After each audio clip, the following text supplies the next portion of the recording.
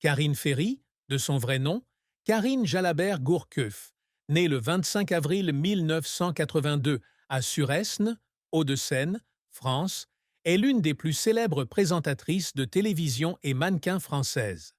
Avec plus de 2 décennies dans l'industrie du divertissement, elle est devenue une icône de grâce, de persévérance et de dévouement, non seulement en apportant de la joie au public, mais aussi en luttant contre la douleur personnelle. Sa vie est un voyage émotionnel où de profondes tristesses se mêlent à des moments de gloire, créant une histoire de volonté indomptable, d'amour pour la famille et de mission sociale.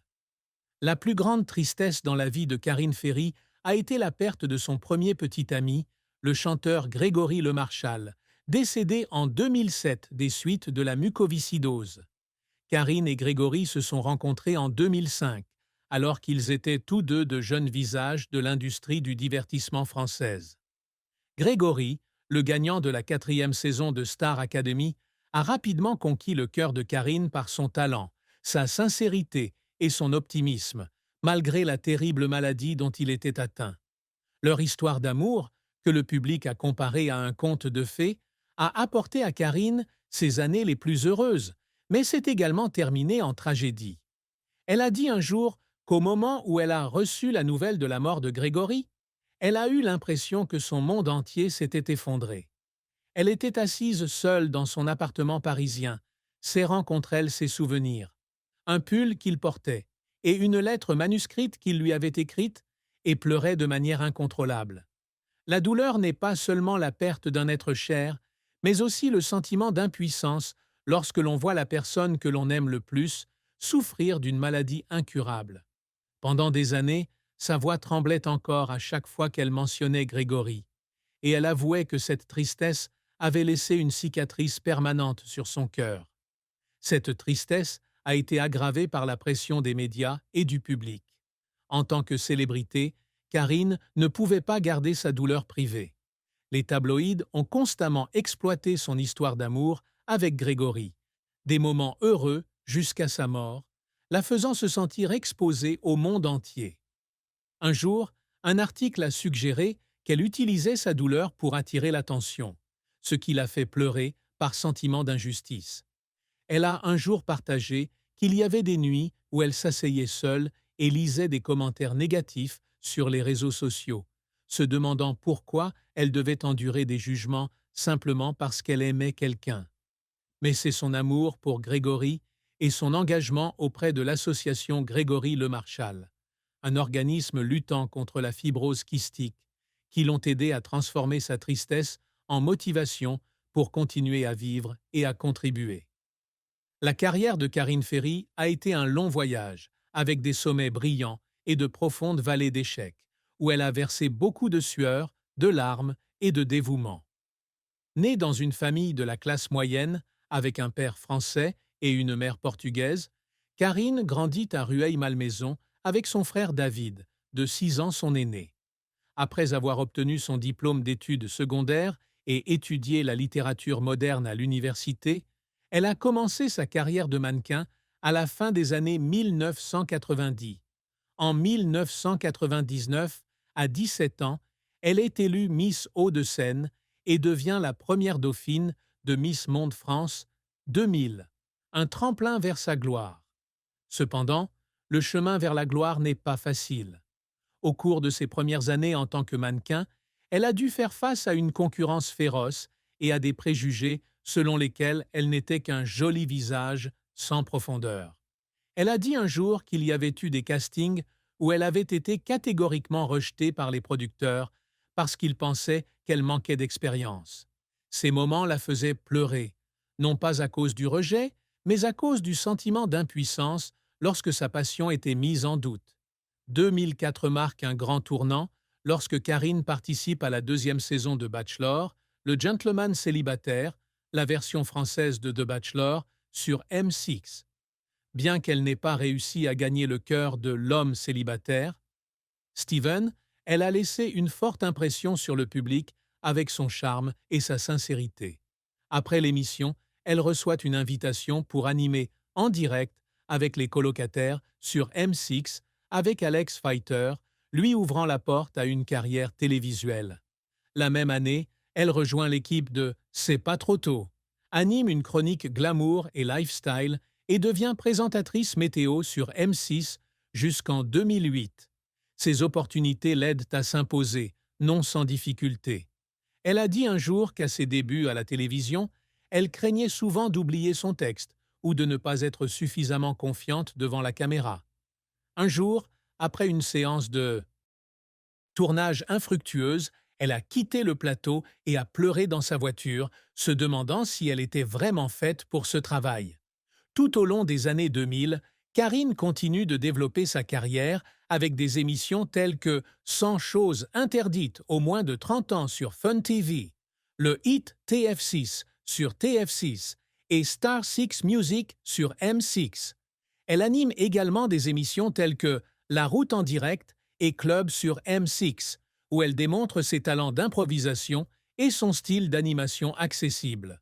Cependant, un échec mémorable a eu lieu lorsqu'elle a animé Fan 2 sur W9 en 2010. Bien que l'émission ait été censée être un succès, elle n'a pas attiré autant de téléspectateurs que prévu, et certains critiques ont considéré qu'elle manquait de percée. Elle a un jour raconté qu'après l'annulation du spectacle, elle s'était assise seule dans son bureau et avait pleuré, sentant qu'elle n'avait pas réussi à répondre aux attentes du public. Mais au lieu de faiblir, elle a continué à travailler dur et, à peine 2 ans plus tard, elle a retrouvé son éclat grâce à un revirement majeur. En 2012, Karine rejoint TF1, la plus grande chaîne de télévision française, pour co-animer la 2e saison de The Voice, La plus belle voix avec Nikos Aliagas, en remplacement de Virginie de Clozade. Ce rôle l'a propulsée vers de nouveaux sommets, devenant un visage familier pour des millions de téléspectateurs français. Elle anime également The Voice Kids depuis 2014, où elle est appréciée pour sa chaleur et sa capacité à se connecter avec les jeunes candidats. Elle anime également des émissions comme Le Grand Bêtisier, Toute la musique qu'on aime et les docs du week-end sur TF1, et participe à la 7e saison de Danse avec les stars en 2016, où elle atteint les demi-finales. Son succès sur TF en témoigne de son talent et de sa persévérance, mais il n'a pas été facile à obtenir. Elle a déclaré un jour que lorsqu'elle a rejoint TF1, elle a dû faire face à beaucoup de pression parce qu'elle travaillait avec de grands noms comme Nikos Aliagas. Il y a eu des jours après le tournage de The Voice où elle rentrait à la maison en pleurant parce qu'elle avait l'impression de ne pas être assez bonne, mais elle a continué à apprendre pour s'améliorer. Karine s'est également essayée à la radio en co-animant le 6-9 sur Énergie avec Nikos Aliagas de 2010 à 2011, puis en rejoignant la matinale sur RFM à partir de 2016. Ces expériences, certes réussies, ont aussi été accompagnées de défis. Elle a un jour confié que l'animation radiophonique exigeait un haut niveau de concentration, et un jour, lorsqu'elle a fait une erreur en direct à l'antenne, elle a fondu en larmes après l'émission parce qu'elle ne se sentait pas professionnelle. Mais ce sont ces moments qui l'ont aidée à grandir, et elle était aimée du public pour sa sincérité et ses efforts constants. L'une des épreuves qui l'a fait pleurer a été lorsqu'elle a décidé de participer à Danse avec les stars en 2016. En tant que présentatrice plutôt que danseuse professionnelle, elle a dû passer des heures chaque jour à répéter, tout en assumant d'autres emplois et en s'occupant de son fils Maël, qui n'avait que quelques mois à l'époque. Il y avait des séances d'entraînement où son corps lui faisait mal et son esprit était épuisé. Elle s'asseyait dans la salle de sport et pleurait, se demandant si elle avait la force de continuer. Mais le soutien de sa famille et du public l'a aidée à s'en sortir. Et atteindre les demi-finales est un exploit dont elle est extrêmement fière. Ses efforts, bien que difficiles, l'ont aidée à affirmer qu'elle n'est pas seulement une hôte, mais aussi une artiste prête à repousser ses limites. Une triste fin dans la vie de Karine Ferry fut le décès de Grégory Lemarchal, un événement qui marqua non seulement la plus grande tristesse, mais aussi un chapitre déchirant qui ne put être clos.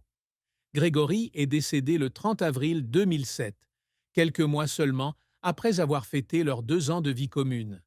Durant ces derniers jours, Karine était à ses côtés à l'hôpital, lui tenant la main et lui promettant de continuer à se battre pour les personnes atteintes de fibrose kystique.